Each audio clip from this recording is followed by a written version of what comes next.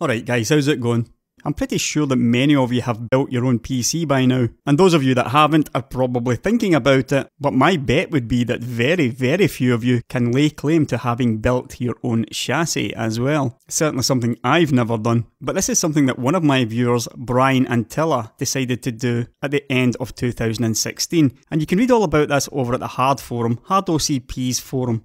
Brian had started a thread discussing how he had got excited about Zen and Vega and decided to do something he'd never done before, which was build an ITX small form factor case from scratch. He also wanted the smallest volume possible, but also one that would house a discrete GPU. Now I would have no idea where to even start with this, but Brian started by basically drawing a mock-up on paper of what he thought he'd end up with, and then this was translated into CAD, ending up with one or two things he thought maybe work out. As you can see here, it is very slim, and here we can see the layout of the main components. But after a few months, Brian decided to contact one or two of us in the press and asked if we would be interested in checking one of these out. Having read all the way through the thread, it was obvious to me that Brian was very passionate about this. And I have to say the idea of Zen and Vega in small form factor was pretty intriguing to me as well. So I agreed to take a look at it, basically under a no pressure situation, because I simply get these things done whenever I can. And throughout the year, Brian kept me updated, and it's a very interesting story in fact, how a bunch of stuff would go wrong and how designs got thrown out, the way things changed over time. But finally, around October, he had everything ready and he had around 20 pieces back from the manufacturer,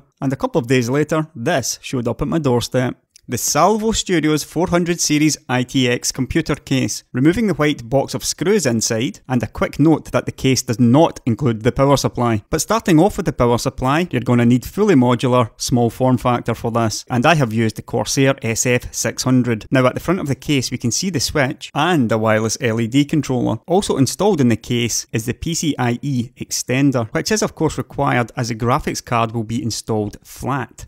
Now looking at some other parts, we've got the CryoRig C7 cooler, and this time for the motherboard I chose the ASRock Fatality, the AB350 Gaming ITX, which also comes with the wireless. The Fatality is a very nice looking motherboard, like many today, in black and red. I'm not so keen on these massive stickers though, on the audio and the LAN. Now moving on to the CryoRig C7, it comes with plenty of accessories and of course the AM4 upgrade kit. It's a good looking cooler with plenty of metal. The cooler does have its own attachment system, so you're going to have to remove the stock backplate from the Fatality. Simply unscrew those 4 screws and lift the backplate off. Nothing difficult there. Most coolers of course come with the Intel brackets installed, so you're going to have to remove those first of all before installing the AM4 adapters. And before installing the cooler, we of course need to install the CPU. This time I opted for the Ryzen 5 1500X. Next up, place a cooler over the motherboard holes, and then you're going to need to get the bracket and the nuts. Then simply turn it all upside down before pushing the AM4 backplate into place. This bit was a little bit tricky, you do need to push it on quite hard. And then finally, use the included tool to screw on the nuts. Don't forget to plug in the CPU fan, and before you do anything else, install the motherboard I/O shield. Before installing the motherboard, it might be easier if you disconnect the power supply extender cable. The motherboard needs to be installed at an angle, because as you can see, it's a really tight fit. Remember the white box of screws? It's more like a white box of every screw possible, and some cable ties,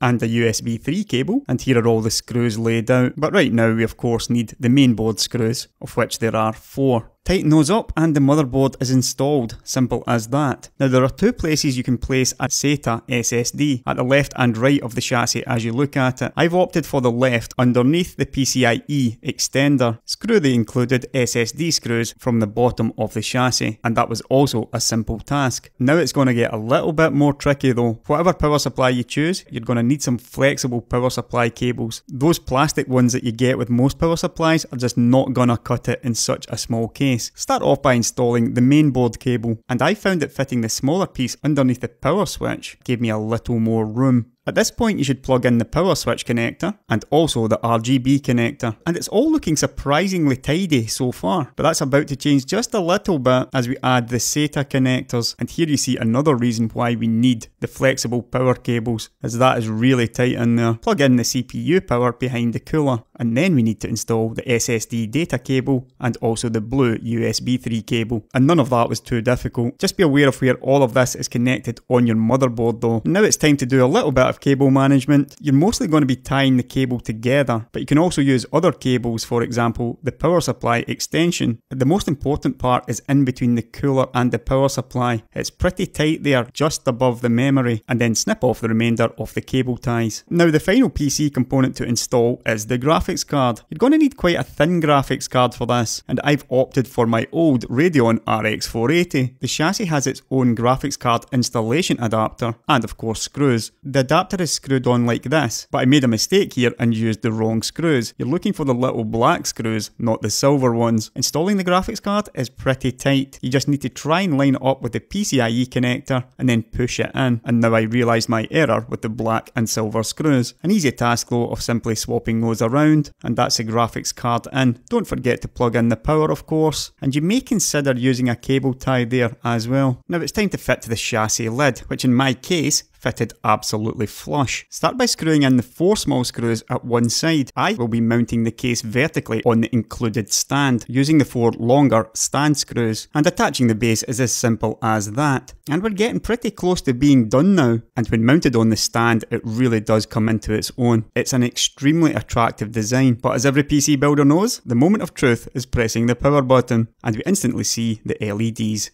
Switch off the lights, and that is looking pretty good. The LED strip is of course optional, you don't have to use it. Just one problem, and that is we can clearly see the back of the motherboard. But there is of course an included side panel, which comes with thumb screws, and for horizontal builds also includes thumb screw feet. Attaching the panel will be another simple task. Simply line up the holes and screw in the 4 thumb screws, but make sure you get the panel on the right way. One of the more interesting topics of discussion I had with Brian over this was when he offered to customise the case with my channel logo, and this was round about the Ryzen launch where I had just made this logo. So I sent the design over to Brian and he made this logo sticker, and I'm sure you'll all agree that it looks absolutely fantastic. It has by far and away exceeded my expectations, and I might even go as far as saying this is possibly my favourite chassis out of every PC I have ever built. And this is a pretty powerful gaming PC. And now is your chance to win one, as well as a Vega 64 limited edition graphics card. So the mini-ITX chassis and the graphics card. This is a giveaway by Brian himself, and earlier in the year he also did a similar giveaway to the Leukemia Lymphoma Society. That was an 1800X with a 1080 Ti, but obviously these cases have been very popular. He doesn't have very many left. In fact, at last count he only had 13 of them left, with no guarantees that he'll be doing any further runs. If you want one of these, you're going to have to go to his Etsy listing. I will of course leave a link in the video description. If you want one, you're probably going to have to be really fast. And Brian also asked that I promote the small form factor network, where I believe he learned a lot about this project. So anybody who's interested in researching case options or designing your own small form factor system, be sure to check that out. But if you want to buy one, check out his Etsy listing. For those of you that want a chance of winning one, check out the link to the Gleam competition. This is only available to citizens of North America and the EU, but it's a very simple competition to enter. You need only enter your email address and click continue. No need to do anything else.